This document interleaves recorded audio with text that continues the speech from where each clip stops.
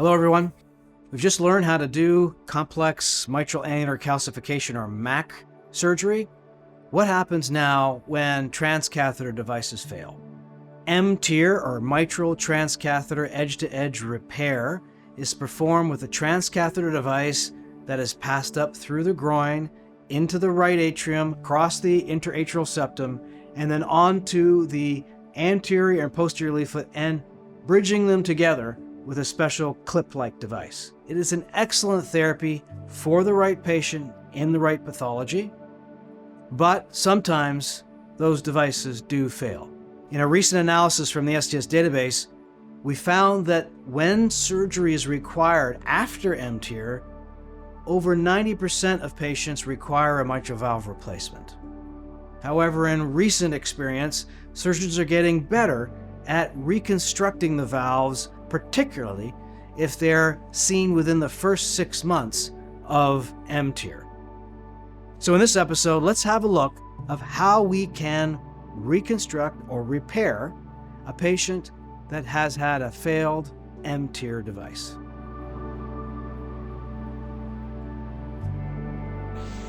Now, patients presenting with failure of the transcatheter edge-to-edge repair devices are becoming more frequent. This is a patient who is 65 years old who underwent a transcatheter edge-to-edge repair and presented with an acute stroke approximately 3 months post-repair, and noting single leaflet detachment. The clip is adhered to the anterior leaflet, but the posterior leaflet is flail. The principle of repairing these patients, which is feasible, particularly within 6 months before severe fibrosis occurs, is first the inspection, identifying the pathology, and being very careful to make this atraumatic. So what we're doing now is first and foremost repair the primary pathology. So this is a P3 flail, P2 to P3, and we're repairing this using standard techniques, much of which we've already covered. You can see there's no mitral annular calcification. The leaflet is relatively normal. The annulus is normal. We have several nice, robust tertiary or secondary chords. This looks like a combination of both. And we're going to do, this is a nice tertiary chord, beautiful fan chord there.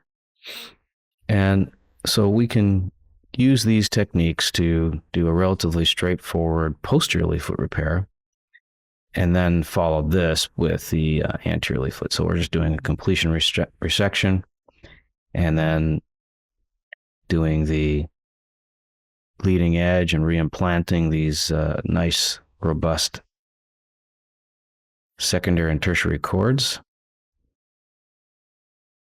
A technique we like to use fairly liberally.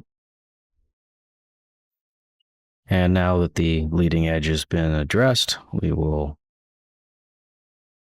proceed to bring these two edges together. And as I've demonstrated in the past, we use the dual blade retractor to bring up the tail to help straighten out the leaflets, to help facilitate the remainder of the valvuloplasty. Making sure to keep the atrialized surface of the leaflet homogeneous for maximum coaptation and without other challenges. Another demonstration of keeping one tail to help with retraction, and then take the tails off. And then once that's done, there's also a small little cleft, as you saw in the analysis. We're just going to close this real quickly. And now we've got pretty homogeneous posterior leaflet closure. We'll put that final leading stitch that also incorporates the chordal transfer. There's no exposed tissue. And now we've addressed the posterior leaflet. Now, one could say you could just leave the clip where it is, but I think there is a pathology and some potential risk for late fibrosis. And so, given the fact that it's within 3 months, initially it's just blunt dissection, really to try to get the prongs off of the leaflet but not to be too aggressive. Very gentle restriction and essentially peeling the anterior leaflet tissue, in this case, off of the mechanism. Once that's done to some degree, and you've exposed the central mechanism here, you can get your scissors in and pop this. And by so doing, it releases the mechanism, opens up the grippers, and you can slide the clip off of the leaflet with some but minimal damage. Again, this is usually feasible within 6 months, but not feasible afterwards, as there's usually very aggressive fibrosis and inflammatory response. And here you have it. This is what the clip looks like. And now we've removed the clip. This is the mechanism that we talked about. Excise this, and now reassess the valve. I'm going to do some anterior chordal release and maybe some transfer here if necessary. In this case, this is just a release.